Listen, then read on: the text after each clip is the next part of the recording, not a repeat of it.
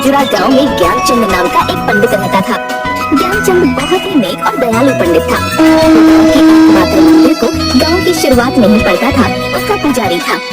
वो अपनी पत्नी विजया, बेटा दीपू और बेटी किरण के साथ सुखपूर्वक जीवन व्यतीत कर रहा था। वहीं चूरनदास बनारस का एक फल था। एक दिन बाबा चूरनदास बनारस में नकली ज्योतिष बनकर लोगों का हाथ देख रहा होता है।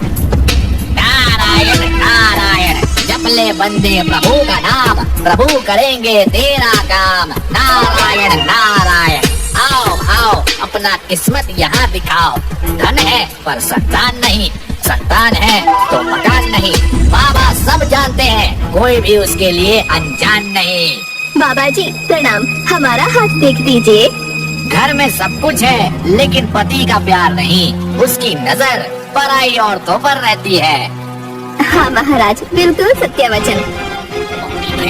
तुमसे प्यार कौन बेवकूफ करेगा? क्या बोले महाराज? मैंने बोला कि मोती जैसे सुंदर शाम सुशील कन्या से प्यार कौन बेवकूफ नहीं करेगा। ये लो ताबीज और 10,000 रुपए मेरी दान पेटी में डाल दो और गंगा में डुबकी लगा कर आओ। नारायण नारायण। गंगा जी में? अरे मेरे हीरे की अंगूठी कहाँ गई? अरे मेरी भी अंगूठी नहीं है। अभी अभी बाबा के हाथ दिखाने समय मेरी उंगली में ही थी। पकड़ो पकड़ो, कोई इस बाबा को पकड़ो, मेरी अंगूठी। बनारस में पुलिस चूरनदास को ढूंढ रही थी। ऐसे में वो भागकर नगर खजुरा आ जाता है। नारायण नारायण, जप ले बंदे प्रभु का नाम, प्रभु करेंगे तेरा काम। नारायण नारायण। अरे पंडित जी, आप बाहर से आए हो लगता है, बहुत गर्मी है। आओ कुछ रस पानी कर लो, तब गांव में जाना। क्या नाम है तुम्हारा? घर है मेरा बनारस के पास, नाम है बाबा चूरनदास। चाचा आप तो इस गांव के पंडित हो, कैसा है ये गांव, ये नगर खजूरा? बहुत ही अच्छा गांव है पंडित जी। गांव का ये एकमात्र मंदिर है और सारा दान चढ़ावा इसी मंदिर में चढ़ाया जाता है। प्रभु की कृपा से यहाँ कोई कमी नहीं है, सभी लोग अच्छे और धार्मिक हैं। वाह, जैसा सुना था वैसा ही आपने बताया। जैसा आप सोच रहे हैं ना, उससे भी कई अधिक अच्छा गांव है। आओ मैं तुम्हें अपना गांव घुमा दूं। नारायण नारायण, बहुत ही नेक विचार है आपका। आप मेरे गुरु तुल्य हैं, जैसी आपकी इच्छा। जप ले बंदे प्रभु का नाम, प्रभु करेंगे तेरा काम। नारायण नारायण। बाबा चूरनदास का गांव वाले बहुत ही अच्छा स्वागत करते हैं और उन्हें यथाशक्ति दान दक्षिणा देकर विदा करते हैं। भारी मात्रा में दान धन संपत्ति पाकर चूरनदास अपने घर चला जाता है। लेकिन लालची चूरनदास सोचता है कि जब वो एक दिन में गांव वालों से इतना धन संपत्ति एकत्रित कर पाया है, तो पंडित ज्ञानचंद कितना कमा रहा होगा। ये सोचकर कुछ दिनों बाद वो फिर पंडित ज्ञानचंद के पास पहुंचता है। चाचा, ओ मेरे चाचा, देखो आपका चेला चूरनदास आया है। अरे बाबा चूरनदास, कैसे हो बंधु? बस गुरुजी, आपकी कृपा से सब ठीक है। जब से मैं आपसे मिला हूँ तब से चैन से सो नहीं पाया हूँ। बार बार मेरा दिल कहता है कि मैं आपके चरण में पड़ा रहूं। मेरे सच्चे गुरु आप ही हो, मुझे अपनी शरण में ले लो महाराज। अरे चूरनदास, आओ आओ, तुम्हारे जैसा शिष्य पाकर मैं धन्य हो गया। इतना नेक विचार रखने वाले लोग अभी के जमाने में कम ही मिलते हैं। मुझे भी एक सहायक की ही जरूरत थी। इतने बड़े गांव में एक ही मंदिर होने के कारण मुझे घरवार के लिए समय ही नहीं मिलता था। गुरुजी, आप महान हो, आप मेरे लिए साक्षात भगवान हो। आपका शिष्य बनकर मैं धन्य हो गया। बहुत ही भाग्य से आए हो चूरनदास। आज गांव के सरपंच हुकुमचंद की बेटी की शादी है, वहाँ पर गांव के लोग इकट्ठे होंगे। वहाँ सभी से मैं तुम्हारा परिचय करवा दूंगा। सरपंच हुकुमचंद की बेटी की शादी में ज्ञानचंद बाबा चूरनदास का परिचय अपना शिष्य के रूप में करवाते हैं। गांव के सभी लोग ज्ञानचंद पर अटूट विश्वास रखते थे और उनके प्रति काफी श्रद्धा थी। इसलिए वो ज्ञानचंद के साथ साथ बाबा चूरनदास को भी दान दक्षिणा देकर विदा करते हैं। जल्द ही बाबा चूरनदास ज्ञानचंद की तरह सारे गांव में फेमस हो जाता है।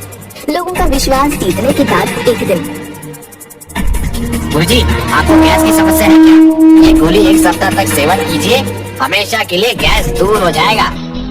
अरे बेटा, ये गैस मेरे मरने के बाद ही जाएगा। बहुत सी जड़ी बूटी और दवा का सेवन करके देख लिया। लाओ तुम्हारी गोली भी खाकर देख लेता हूँ। ज्ञानचंद गोली का सेवन करने लगता है। चूरनदास उसको गोली में नशीली वस्तु मिलाकर देता था, जिसके कारण धीरे धीरे ज्ञानचंद की हालत बिगड़ने लगती है और वो पागलों जैसी हरकतें करने लगता है। एक दिन चूरनदास भगवान के मुकुट को, जो कि 15 किलो सोने से बना था, उसे गायब कर ज्ञानचंद के घर में रख देता है और ज्ञानचंद को फंसा देता है। पुजारी जी, भगवान का मुकुट कहाँ है? मुझे नहीं मालूम सरपंच जी कि मुकुट कहाँ गया। बाबा चूरनदास, आपको कुछ मालूम है कि मुकुट कैसे गायब हो गया? कल रात में पंडित जी मुकुट की साफ सफाई कर रहे थे। जब मैंने पूछा सवेरे भी साफ कर लेते, तो उन्होंने बोला कि सुबह में मंदिर में लोग पूजा करने आ जाते हैं, उससे उन्हें समय नहीं मिलता।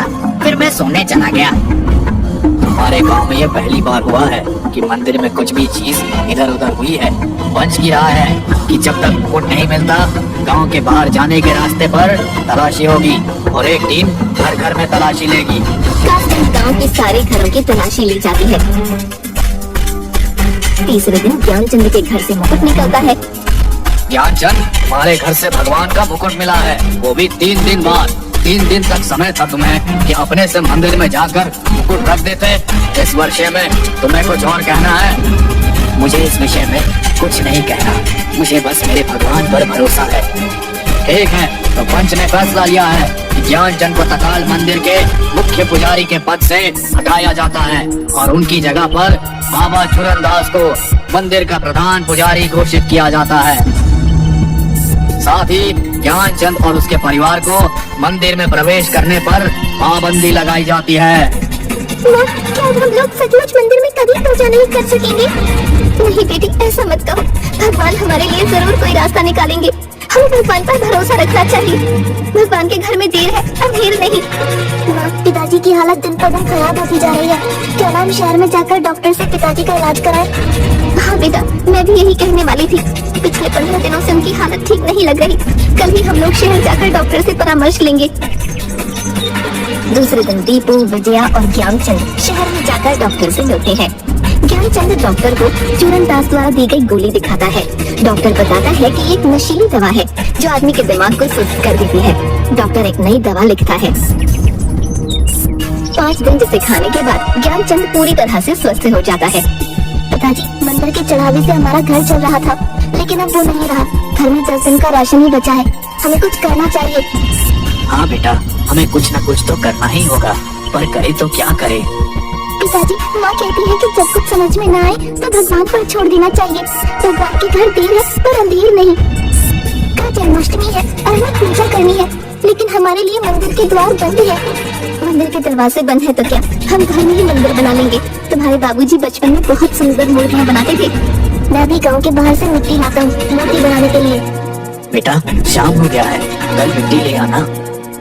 नहीं पिताजी, कल पूजा है और मूर्ति आज बनेगी तो कल तक सूख जाएगी। दीपू उसी समय गांव के बाहर नदी किनारे से मिट्टी लाने चल देता है। प्राचीन काल में एक बहुत बड़े संत वहाँ पर समाधि लिए हुए थे। रात के अंधेरे में दीपू वहीं से मिट्टी खोद कर ले आता है। ज्ञानचंद रात को 2 बजे तक मेहनत करके उस मिट्टी को एक मूर्ति का रूप दे देता है। सुबह में, अरे वाह, लो देखो ना, पिताजी ने कितनी सुंदर मूर्ति बनाई है। सचमुच ये मूर्ति लग रही है और बोल पड़ेगी, लेकिन ये किस भगवान की मूर्ति है? बड़ी ही विचित्र है। अरे ये कैसे हो गया? मैंने तो कृष्ण भगवान की मूर्ति बनाई थी, ये क्या बन गया है? हाँ पिताजी, मैंने भी देखा था कि आप कृष्ण भगवान की ही मूर्ति बनाए थे। मैंने खुद अपने हाथ से उसे सुखाने के लिए रखा था। हे भगवान, पता नहीं क्या होने वाला है। आज मैं पूजा कैसे करूंगी? ये कृष्ण भगवान का फोटो है जो तुम्हारे पिताजी बनारस से लाए थे। इसे ही साफ करके पूजा कर लो। ठीक है माँ, मैं इसे साफ करके पूजा कर लूंगी। लेकिन पिताजी ने इस मूर्ति को कृष्ण भगवान का ही रूप दिया था, इसलिए इसकी भी पूजा करूंगी। किरण उस मूर्ति को भी पूजा करते समय सामने रखती है। हे भगवान, जिस किसी ने मेरे पिताजी को फंसाया है, आप उसे सामने लाकर पिताजी की खोई प्रतिष्ठा को फिर से ला दो। यही हमारी विनती है। रात 12:30 बजे चूरनदास ज्ञानचंद के घर आता है। गुरुजी, दरवाजा खोलिए। कौन है? मैं गुरुदास हूँ, भगवान का प्रसाद बच्चों के लिए लाया हूँ। देखो कि आप लोगों को तो मंदिर में प्रवेश बंद है, तो मैं खुद प्रसाद लेकर आ गया। बच्चे भूखे होंगे, आपको भी कोई काम नहीं मिला है अभी तक। लो बेटा, इसे खा लो। धन्यवाद चूरनदास, तुमने हमारे लिए इतना सोचा। अरे ये किस देवता की मूर्ति है? पता नहीं चूरनदास, मैंने तो कृष्ण भगवान की मूर्ति बनाई थी, लेकिन सुबह में ये विचित्र मूर्ति बन गई। ऐसी मूर्ति को घर में नहीं रखना चाहिए, अपशगुन होता है। लाओ बेटा, मैं इस मूर्ति को नदी में विसर्जन कर दूं। जैसे ही मूर्ति लेकर मंदिर की ओर चलता है, मूर्ति भारी होने लगती है। आधे रास्ते में इतनी भारी हो जाती है कि मूर्ति उसके हाथ से छूटकर पैरों पर गिर जाती है और उसके पैर जमीन में धंसते चले जाते हैं। वो चिल्लाना चाहता है, लेकिन उसकी आवाज नहीं निकलती। तभी मूर्ति से डरावनी आवाज आती है। बता, तूने ज्ञानचंद के साथ ऐसा क्यों किया? मैंने कुछ नहीं किया। तुम्हारे पास 12 घंटे हैं अपना अपराध कबूल करने के लिए। कल 1 बजे तक अगर अपना अपराध कबूल नहीं किया तो तुम पत्थर के हो जाओगे। हर घंटे तुम्हारा शरीर पत्थर में बदलता जाएगा। नहीं, मैं नहीं जानता कि तुम देव हो, दानव हो या गुरुदेव हो। कृपा करके मुझे यहाँ से निकालो, मेरा पैर पत्थर का होते जा रहा है। मूर्ति उसी समय वहाँ मिट्टी में धंस कर विलीन हो जाती है। सुबह में वहाँ पर भीड़ लग जाती है। चूरनदास का नीचे से कमर का शरीर पत्थर का बन चुका था। 1-2 घंटे में सभी लोग वहाँ पहुँच जाते हैं। चूरनदास के सिर्फ छाती के ऊपर के शरीर में ही जान होती है, बाकी पत्थर में बदल चुका होता है। ये कैसे हो गया बाबा? आपका शरीर पत्थर का कैसे बन गया? भाई लोग, आप पहले शांत हो जाइए, मेरे पास समय नहीं है।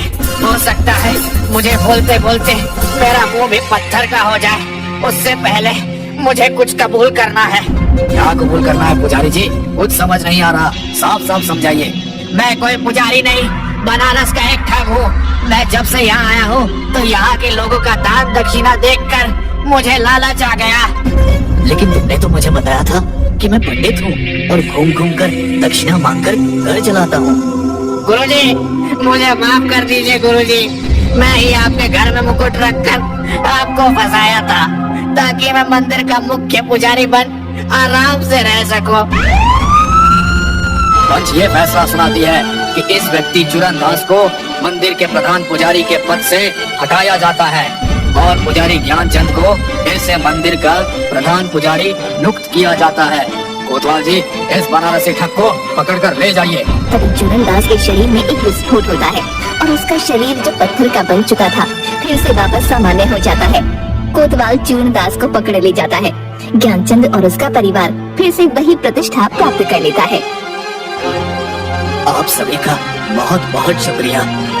अरे पंडित जी, आपका भगवान पर विश्वास और वो अद्भुत मूर्ति जिसके कारण इस बहरूपिये का पर्दाफाश हुआ, उनका शुक्रिया पहले करिए।